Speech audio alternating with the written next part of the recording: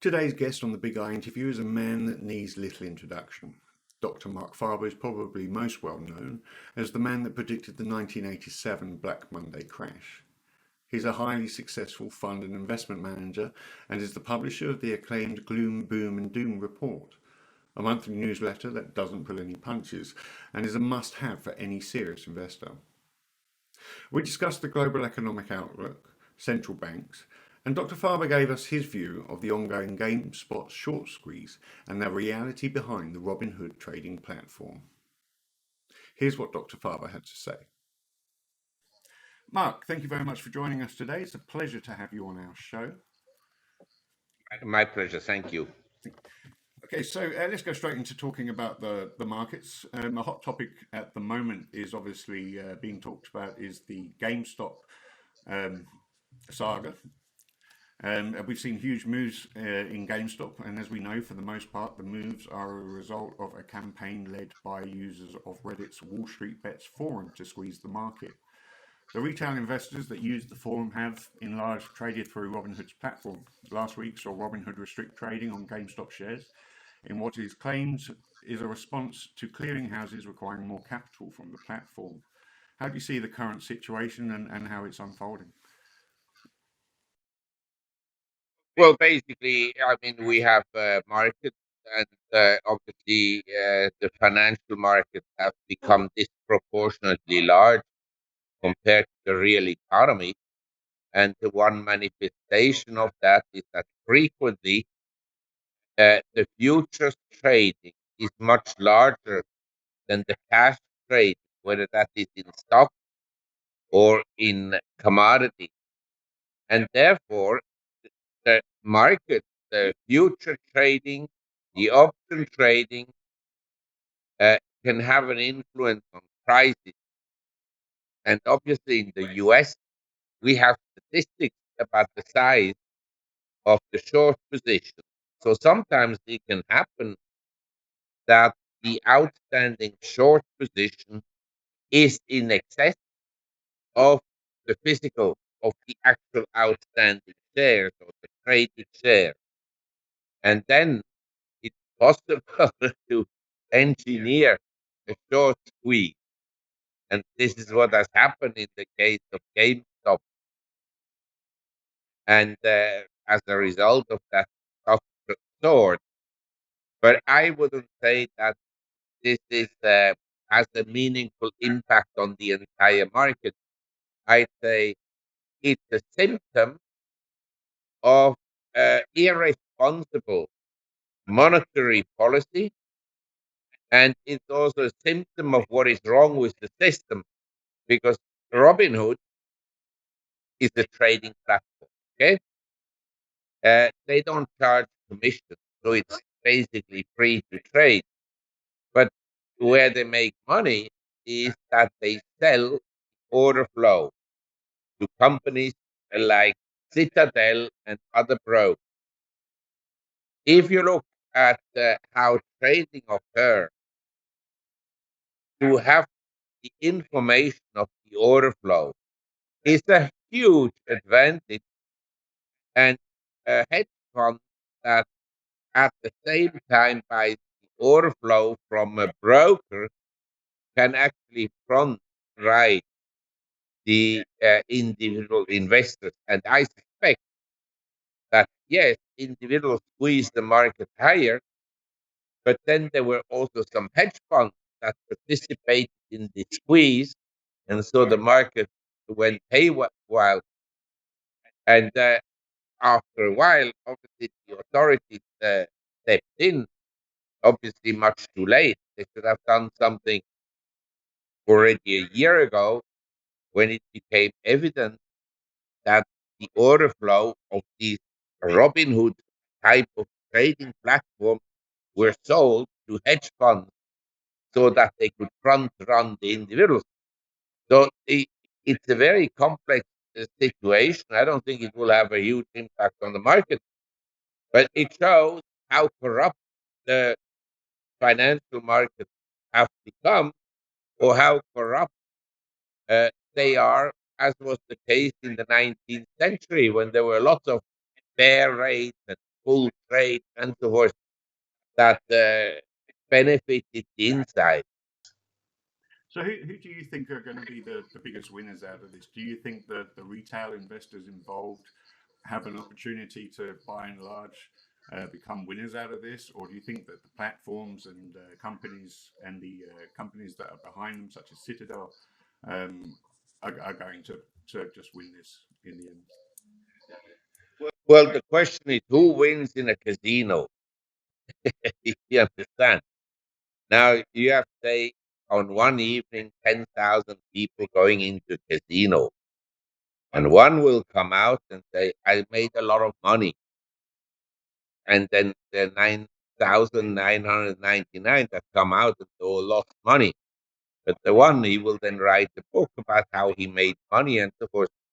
But the fact is, in these kind of situations, it becomes a winner take all. In other words, the winner, he makes a lot of money, but there are lots of losers. And I think, or I suspect, that yes, there will be one or two individuals they make a lot of money, but the majority of individuals, and this I've calculated, I started to work in 1970, so I've gone and experienced. I didn't trade all the time, but I've experienced over 20 different bubbles. And since I'm interested in economic history, and especially in business cycles and in financial manias, I've read about all the major financial manias essentially since the 17th century. And I can categorically say bubbles always hurt the small guy, and some big guys make big money. That I can say. Always the same. In your newsletter, Gloom, Boom and Doom, which I believe you've been running for over 20 years, is that right? I think I started to write in the 70s, but officially writing a market commentary every 2 weeks. Uh, I started about in the early 80s. I mean, reading your newsletter, I mean, as early as October last year, you brought up the point of RobinHood's trading method and how they run their platform, and about how they sell their order flow information to other companies. Does this, in your minds, amount to the same thing as being insider trading? Well, it is, the rules in America. It depends.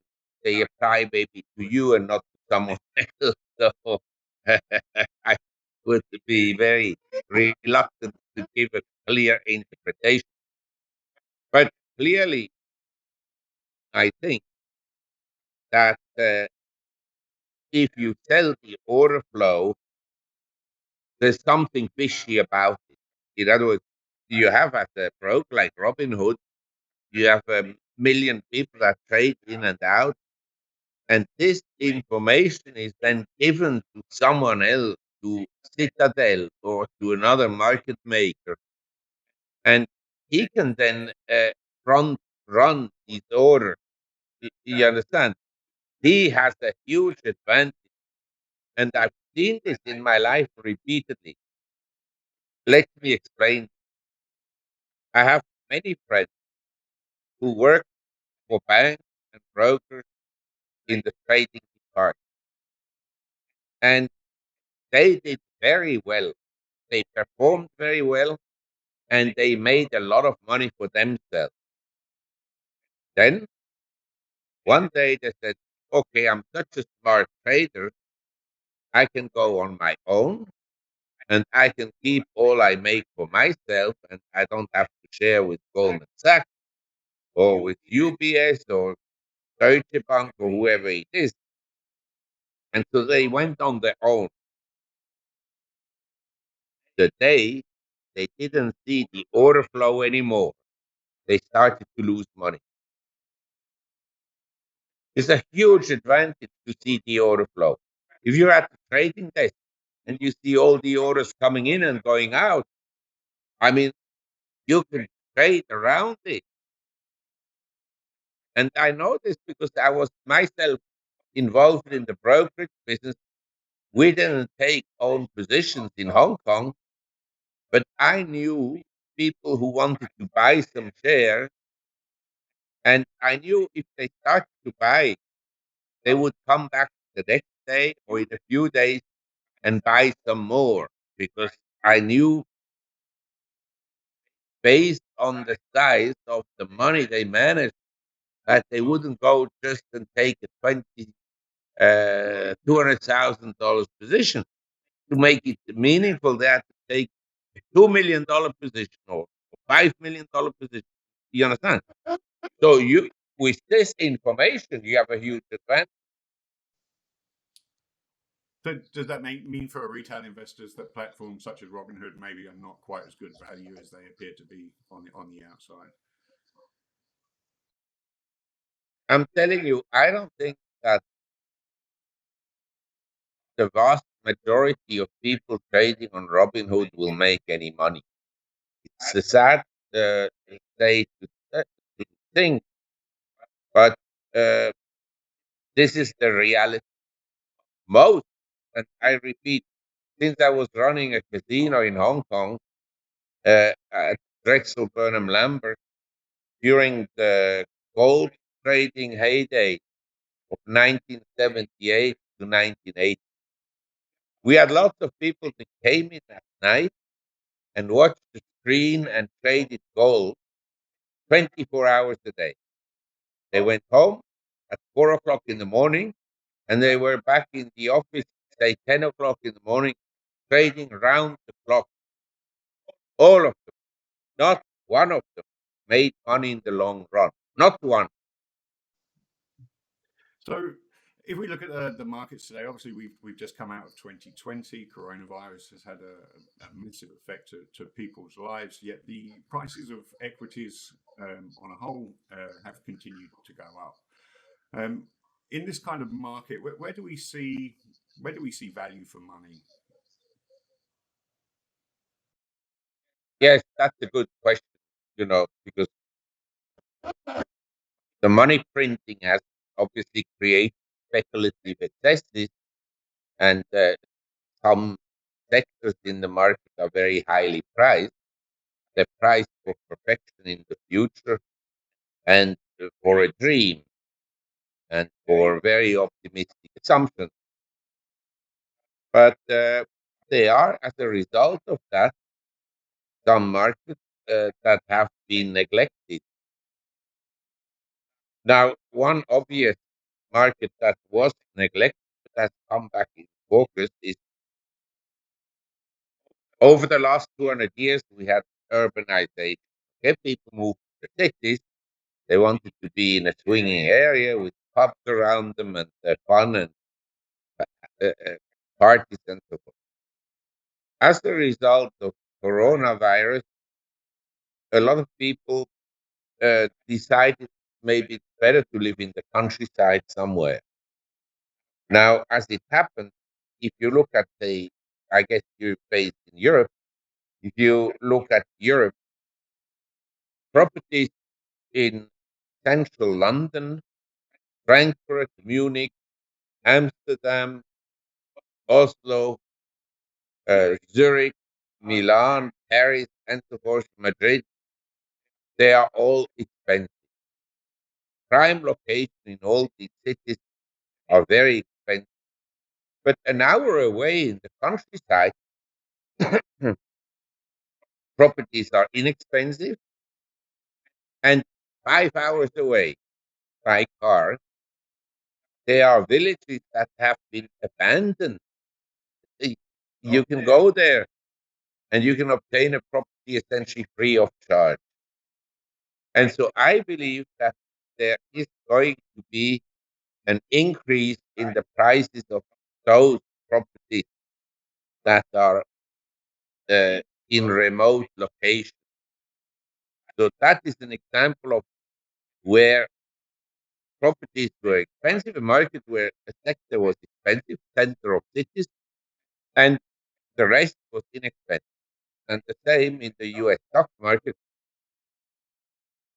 You have FANG and related stocks, semiconductors, internet related stocks, social media that are very expensive.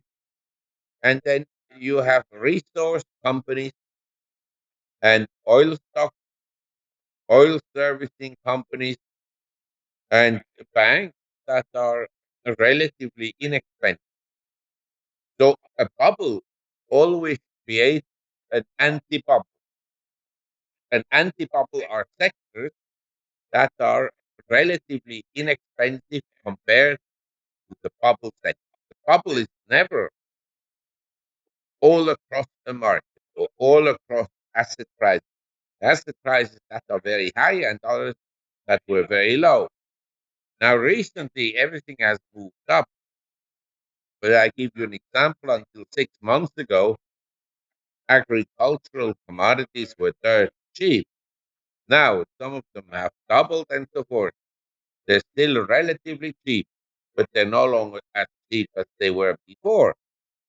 Similarly, oil uh, got slammed in April 2020, and since then it rallied, but oil stocks haven't rallied all that much. Also, uh, precious metals are up, but precious metals like platinum are not up much. So there are always sectors that are inexpensive. So talking about commodities, you mentioned. How about silver? I mean, yesterday's market saw silver prices soar to an 8-year high of $30 to the ounce. Many are attributing the sudden interest in silver to retail investors looking to squeeze shorts in that market.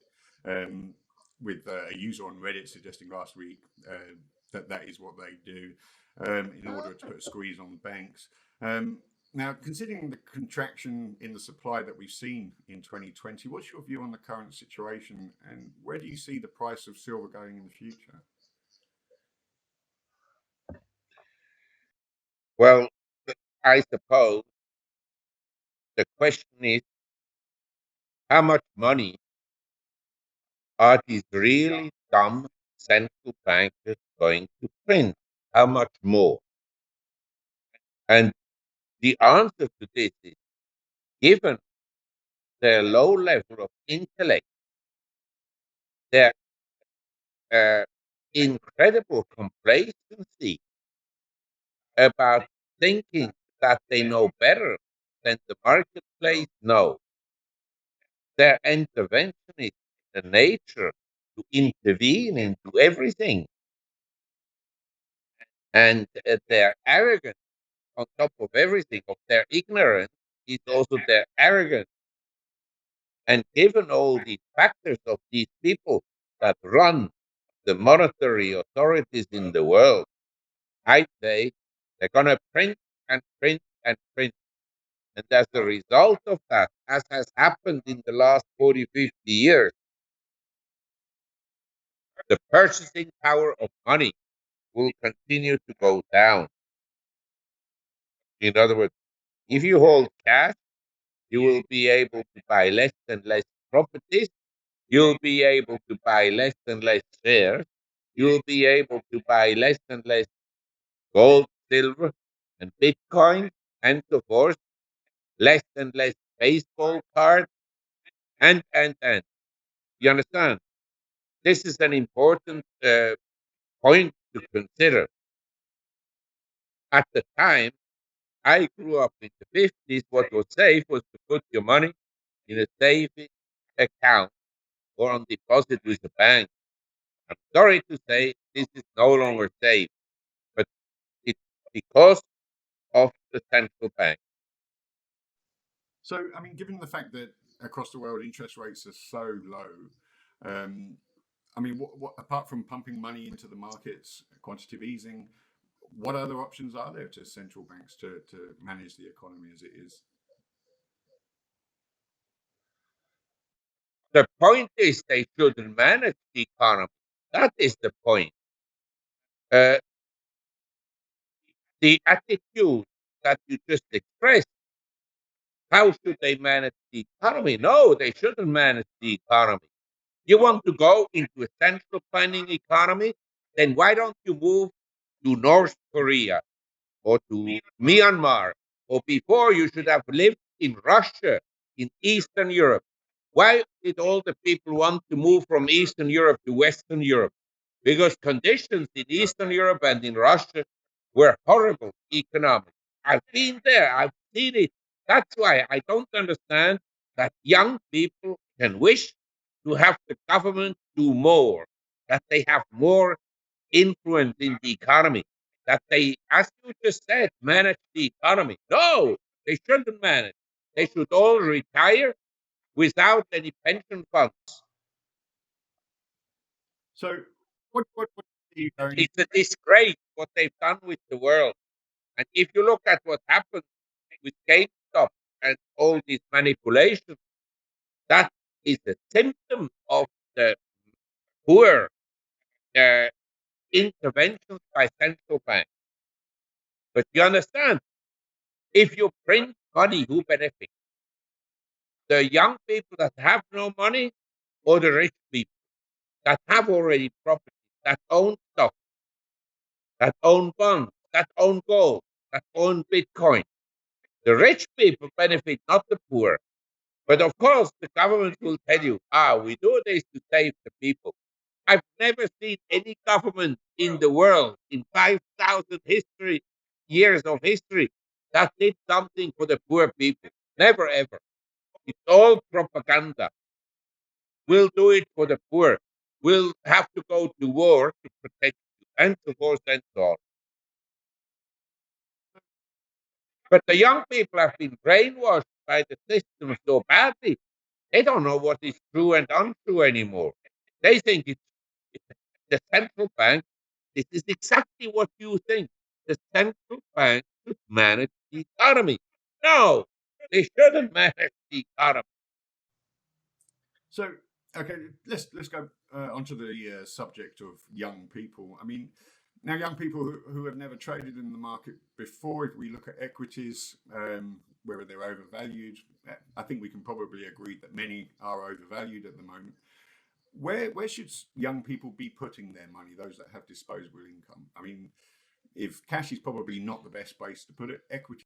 Well, I'm very yes, I'm very sorry to say, because the central bank manage the economy as you suggest they should. Not my suggestion. The young people, the young people have actually no opportunity to make much money in market, because nothing is a tremendous bargain unless, as I just said, you go into areas that are really neglected, like some properties in the countryside. That, I think, there will be some money to be made. But then we come to the issue, well, how much money have the young people? The young people, they are precise statistics about this. I'm not inventing anything.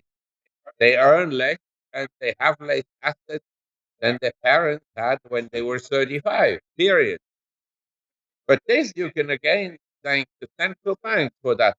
Because when I started to work in 1970, I could put my money on deposit at 6%. The interest rate then went up to over 15%. But you understand, at 6%, money doubles every 12 years. So without being a genius, you make some money by having just money on deposit. Nowadays, at zero interest rates, please explain to me how you're going to make any money. Thanks to your central bank that manage the economy. It's an expropriation what central banks are doing. If you put in a bank some money and you get back less, it's an expropriation. So where do we go from here? I mean, what is for the young people? Okay, the central bank's obviously running out of options. Well, one thing I would say, uh, when my parents grew up and I grew up, Uh, we actually work. You know, we during my primary school already, I was uh, distributing for a pharmacy as a running boy, house life. You know, I distributed the pharmaceutical products after school, and after I picked up tennis balls, and later on, when I was older, I passed the ski instructor exam, and I taught skiing and so forth. And so, all I'm saying is, instead of watching Facebook and reading Reddit all day long, I would acquire some skill, either in your profession that you become better than 90% that exercise your profession, whether you're a gardener or a carpenter or electrician or medical doctor. You just have to keep on working on yourself and never give up learning. I mean, I'm over 70 years. I still have to learn every day new stuff and new ideas and new developments in the world that I didn't know before. And so I think that is an important point. And as I said, maybe the world has changed, but my experience in 50 years of working and having had to do with a lot of bubbles is that in a bubble, at the end, small investors lose money. And I can prove that. Are they more poor people in the world than rich people, or are they more rich people in the world than poor people? Very simple. Recently in the world, we've seen more and more people moving towards companies that work with uh, climate protecting technologies, things like fuel cell technology and sustainable energy. Are these sectors that you're also looking at for your own portfolios? Well, I think, recently under Trump, the Keystone pipeline was permitted for the construction. On the first day President Biden came into the office, he prohibited the construction of the Keystone pipeline. Okay, the pipeline was to be built to ship oil. What happens now?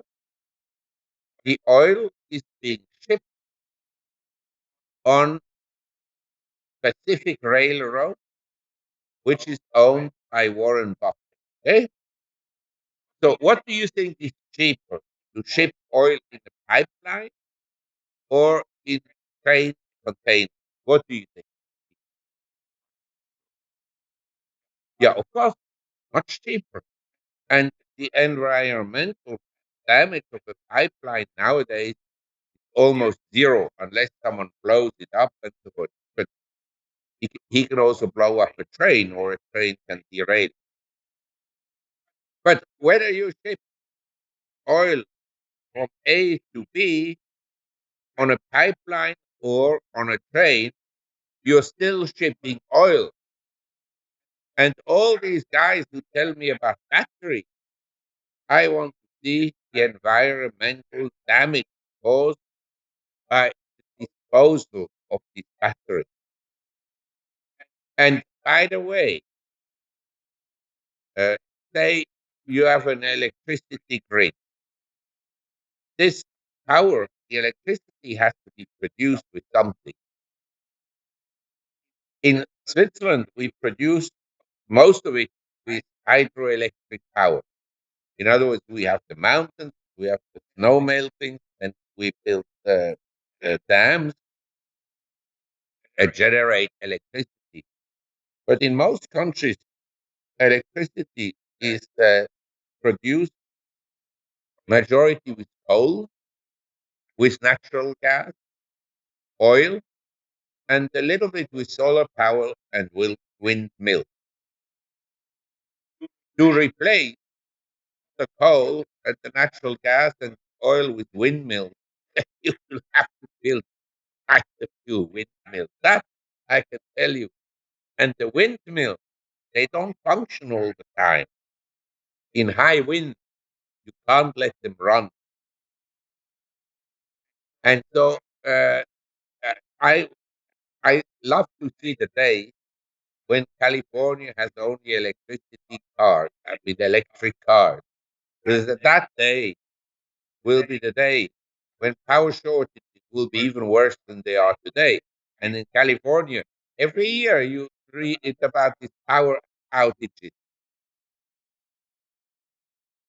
I think the climate people have some points right. We can do something about the environment and should do and so forth. But I can tell you, I used to go to an area in Zurich, a nightlife area, and it was run by the Hells Angels, and it was the red light district. Then the city said, no, no, we have to change that for the young people. After that, the bicycle riders came, and the green. After an evening of green being in that area, it's like the Visigoths had passed through, or the Vandals. It's a disaster.